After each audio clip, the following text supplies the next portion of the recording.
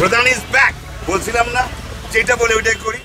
রাজধানীর গুলশানের শীর্ষা বার পরিচালনার অভিযোগে ক্যাসিনো কাণ্ডে আলোচিত সেলিম প্রধান সহ 9 জনকে গ্রেফতার করেছে পুলিশ। শনিবার ভোরে বাড়িধারার বার থেকে তাকে গ্রেফতার করা হয়। পুলিশের গুলশান জোনের অতিরিক্ত উপকমিশনার আল আমিন হোসেন বিষয়টি নিশ্চিত করেছেন। ঢাকা সহ সারা দেশে আলোচিত ক্যাসিনো কাণ্ড আবারও শিরোনামে। আলোচিত ক্যাসিনো ব্যবসায়ী সেলিম প্রধান সহ মোট 9 জনকে আইন শৃঙ্খলা রক্ষাকারী বাহিনী গ্রেফতার করেছে। 2019 সালে অবৈধ ক্যাসিনো ব্যবসা নিয়ে দেশ জুড়ে ব্যাপক আলোচনার সৃষ্টি হয়। তখনই সেলিম প্রধান সহ অনেকের নাম সামনে আসে। সেলিম প্রধান ছিলেন ক্যাসিনো ব্যবসার অন্যতম হোতা।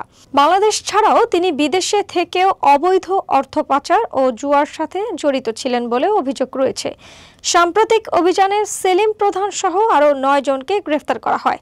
তাদের কাছ থেকে বিপুল পরিমাণ নগদ অর্থ, বিদেশি মুদ্রা এবং অবৈধ সম্পদের প্রমাণ উদ্ধার করা হয়েছে। আইন শৃঙ্খলা রক্ষাকারী বাহিনীর দাবি, এই গ্রেফতারের মাধ্যমে ক্যাসিনো কাণ্ডের গুরুত্বপূর্ণ অধ্যায়ের পরিসমাপ্তি ঘটতে পারে। তবে তদন্ত এখনও চলমান রয়েছে এবং আরও অনেক প্রভাবশালী ব্যক্তির নাম সামনে আসতে পারে বলে ধারণা করা হচ্ছে।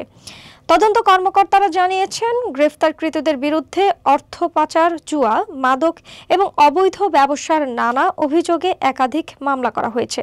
ক্যাসিনো কাণ্ড বাংলাদেশের সমাজ ও রাজনীতিতে একসময় বড় আলোচনার জন্ম দিয়েছিল।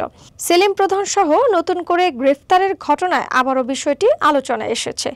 এখন দেখার বিষয়, তদন্তের মাধ্যমে কতদূর এগোয় এই বহুল আলোচিত ক্যাসিনো মামলা।